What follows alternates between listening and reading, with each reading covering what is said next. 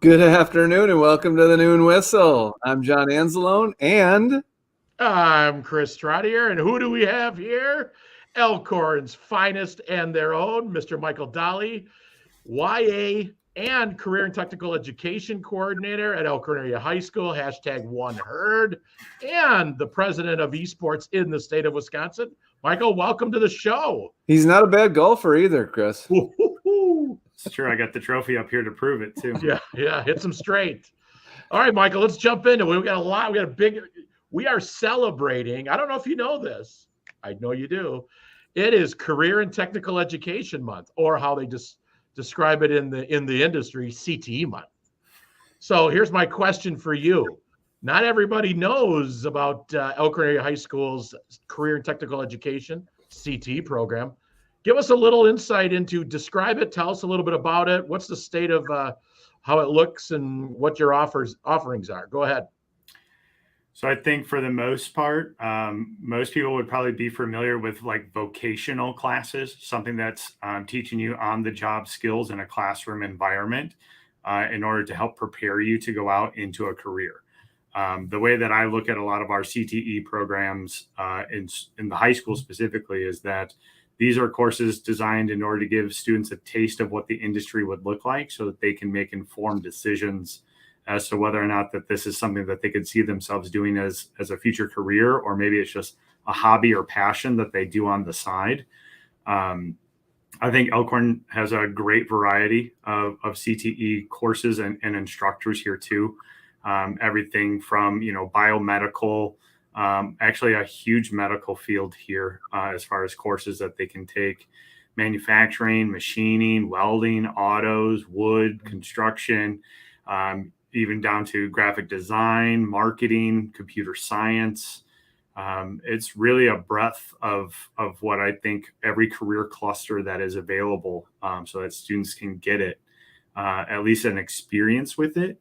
Are those areas growing, Mike? Are those classes growing, or kids are experimenting with trying some of those CTE classes? I know for sure our family and consumer science program is booming, as well as in our welding and machining sections as well, that those are starting to grow in numbers as we see a need within the community in order to better train some of those students to go straight into the workforce. Mm-hmm. So we hear this question, and it's kind of, I don't know where it comes from, but this is a common question.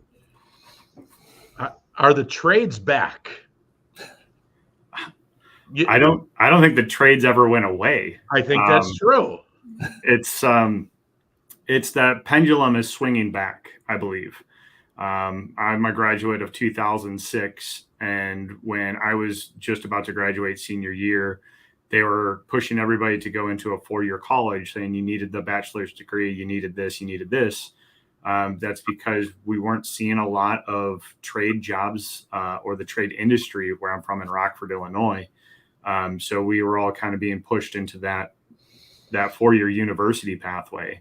And now we've seen a large number go into those fields, and now it's oversaturated. And now we're starting to see a neglected trade field to where it's an aging workforce. And as those individuals are seeking retirement, Yep. Now we're all of a sudden scrambling to try to replace some of those individuals and get the next, I'm going to call them, batch of employees prepared and ready to go for industry. Hey, John, do you know a good plumber? Can I think on that and get back to it? Okay. Do you think that history tells us that this pendulum has swung over the last 100 years and we see everything come full circle, or we just flood one industry, or we flood colleges and then we go back to flooding the trades? Or is this unusual that this shift happened? I think that there's a lot to unpack here. All right. And I think from a macro standpoint, like an economic standpoint, as you look at the way that certain states incentivize industries locally, that can influence the way that the pendulum swings. Prime example, if you're looking at where a lot of the tech startup industries are, right? They started in California, and now they're all migrating over to Texas because it's cheaper. I believe there's no income tax in Texas. And the state is offering incentives for those companies to relocate there. Same thing in the state of Wisconsin here when we see like our economic development alliances starting to push initiatives for what the employers need, that then influences the pendulum and where it's going to swing. I know I was just reading a bill the other day about, so again, I'm big into gaming, obviously, but there's a bill being proposed in order to try to help influence local citizens being hired. Wisconsin has about 75 gaming studios in it, and actually a majority of the employment is going to Quebec, Canada. And those employees are working remotely while the gaming studios are headquartered in Wisconsin. Interesting.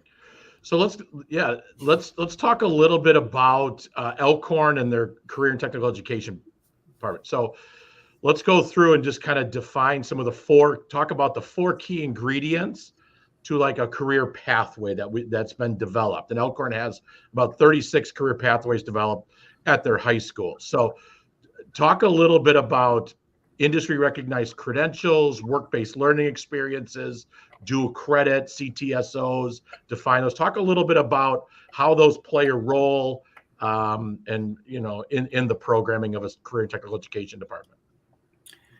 I think the first big one that I love that we have here is the number of dual credit opportunities for students.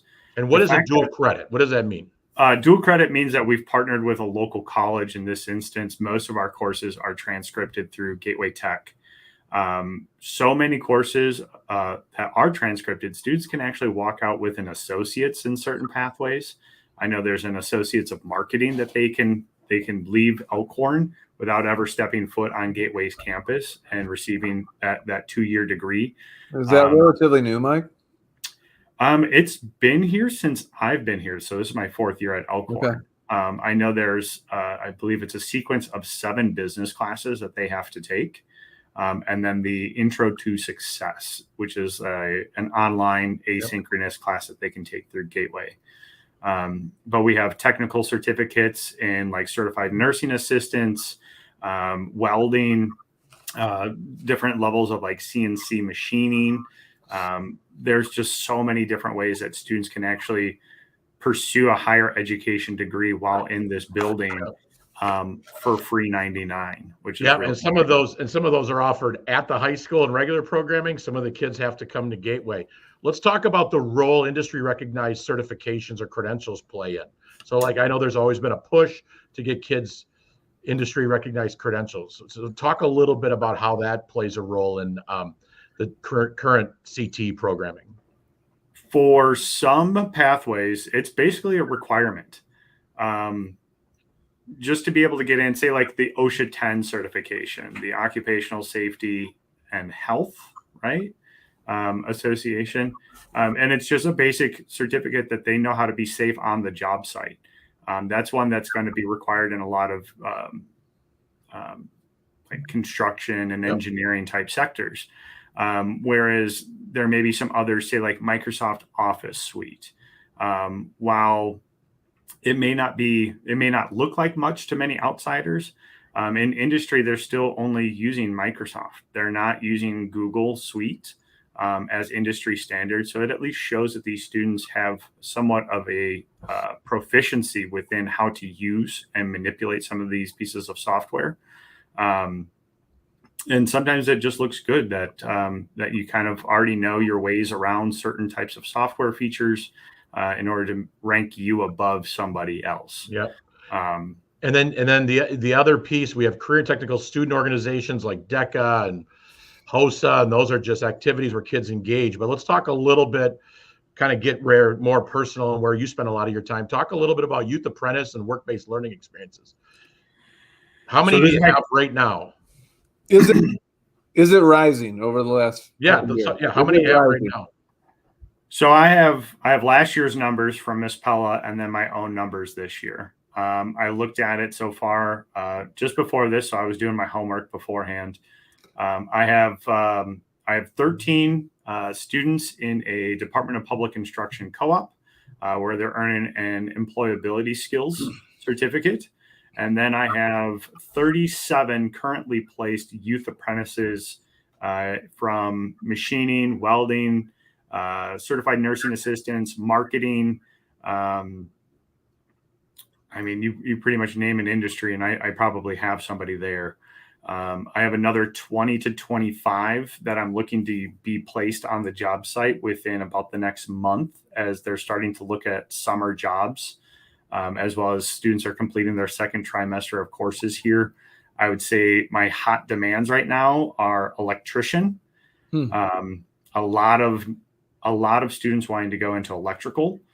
I've seen a number two that are still looking for certified nursing assistants, and culinary is a big one as well too. So with the amount of resorts that we have and more medium to upscale restaurants in the Lake Geneva area, we have a number of students that are looking to go get a real experience in a kitchen or on a resort.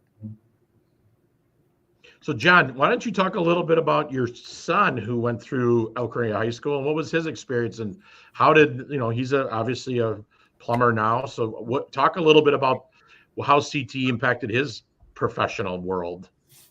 Yeah, it was a great experience, and one he got into late. But I think what it did was, originally he thought he wanted to get into electrical, and it turned out after he did a youth apprenticeship for electrical that he found out he didn't want to do that, and he tried HVAC, and then he tried plumbing, which is where he ended up. But I think he had an opportunity to try those things in an environment where it didn't cause him to have to apply for 3 jobs out of high school. And he got all those experiences, knew where he wanted to go, and kind of took off from there, and just, went right into his apprenticeship. And yeah, it's been great. Michael, what's about the starting salary for most kids who are looking into getting into a Department of Workforce Development YA youth apprenticeship? I know the median that we have right now is 15.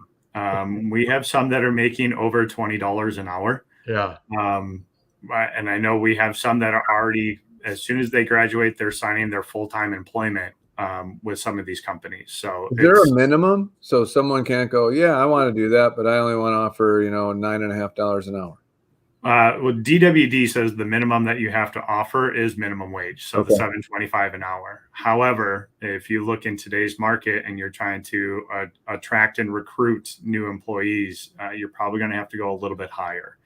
I think some of the lower end that we see is like $11.25. Okay. With certain fast food chains, and those students are in kind of a assistant manager type training position with some of the competencies that they have to learn on the job. So again, some of these skills that they'll be upskilling themselves through the youth apprentice while working on the job. Could it be anything if a student came in to say, hey, I really want to get involved in this? Is there anywhere out there? I mean, is it limitless as far as who you could find, or a business or agency, or is it only certain ones? I will be 100% honest. There aren't all opportunities available within the community. With youth apprenticeship, and they're trying to hit 450 hours, hitting that threshold can be quite difficult for certain positions. Sure. For example, I have some students that are looking at, some want to go into like either journalism or graphic design, or sometimes even marketing. The closest agencies for some of those types of places, or where those industries are located within the state, are going to be a little bit more urban centered. Yeah. So depending on how far some of these students are potentially willing to drive, I am trying to get somewhat creative with programs that we offer, or clubs that we have on campus that we can maybe leverage a little bit, just to get them even into like the DPI co-op, which is only 90 hours of paid experience, to where we can kind of sometimes leverage that, if you call it a bucket, if you will. So that way those students can still get some of that experience while earning a couple bucks. So Sure. Yeah, and John, there's for youth apprenticeship, there's 13 clusters right now of potential jobs, Okay. and with new ones and additional ones coming on. The most recent ones were in business and in education. So I think they're looking at law enforcement and human services coming on next. Yeah. So it continues to grow, and I know that there's been a heavy emphasis at the state level coming, and I can speak to our economic development groups, the governor, and their vision for 2025 includes a significant investment in dual credit opportunities and work-based learning experiences like youth apprentices. So those are looking to grow, and we are always looking to grow those. They are plentiful in our area and continue to find different opportunities. So.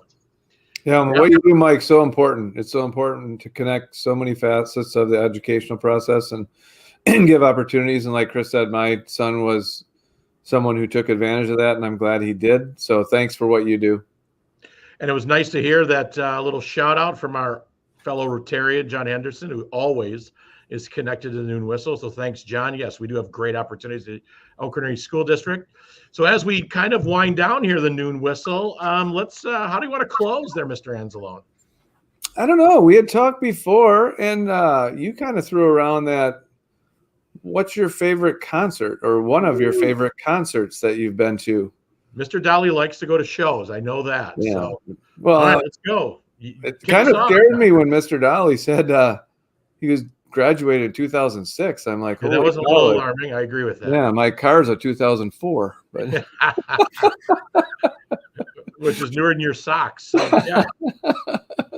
Yeah. All right. You want to go first, Mike? Yeah. Kick us off, Michael. All right. So I've been to probably about 400 shows. Oh boy. My favorite one ever is I took my one personal day that I had for one school year, and I drove 23 hours down to Houston, Texas, with my best friend Gina, and we drove all the way down there to see a couple UK bands called Enter Shikari and Architects. They were playing in just some small little venue. They weren't very big bands at the time, or at least not in the U.S. Drove down there on a Friday night, got in at like 9 o'clock in the morning, saw the show, went and got like 3 hours of sleep, and then started driving back from Texas. And I came back. I got home at like 10 p.m. on Sunday or something like that. My alarm went off at 5 a.m. to go teach the next day. So it was a little weekend trip down to Texas. Just full to go commitment. I love it. Yeah, great memory. I mean, eventually I do want to try to get over to like the Leeds and Reading Festival in the UK and go to like the music scene over there is so much different than what I would say popular music is here. So that's great. John, who do you got? You know, there's been a top three, but I'm going to go with, probably something you wouldn't expect. One of my favorite was a Lionel Richie concert. Now this was years ago. So a little guilty pleasure. I'm opening up here. I like it. Lionel Richie. That's all I got. I don't have any 23-hour trip. I don't have any crazy driving story. Yeah, I think my favorite show, and I've seen a ton from Fleetwood Mac to U2 to Springsteen, you keep going. My favorite show ever, and this is going to speak to anybody who's ever been to Alpine, was Ozzy Osbourne, 94, 95. I mean, he was cranking it. And they just installed, I mean, the music was great. He's got a great voice. You would never know from hearing him talk, but he can really, really sing. And he puts on a great show. But the craziest thing was, for some reason, they decided before that show to resod the hill. And people sitting in the hill decided that it was going to be a good idea to rip it up and throw it. So it was just the most bananas thing. I was like 20th row waiting for Ozzy, and you look up and all you see is like sod flying. But Ozzy was great band. Warrant was there. Yeah. They changed it from Ozfest to Sodfest. It was pretty close. So, all right, Michael. Well, we appreciate everything you do. Thanks for being on. I know we didn't get to esports, but maybe we'll have you and Mr. Eisenhoff on here in April and talk a little esports, bring the kids on. But Any closing comments, Johnny, you got for the fans? I don't think so. Thank you. Okay. It's been great. Quick shout out. Annie's opened yesterday, so if you didn't get over there, please make sure you get over to Annie's and support Jeff and Maria. And we know we had them on a couple of weeks ago, and we're just thankful that they're open and back to being normal. But on that note, since we're talking about food, our lunch is over. Here we go. With our lunch being over. Have a great day, everybody.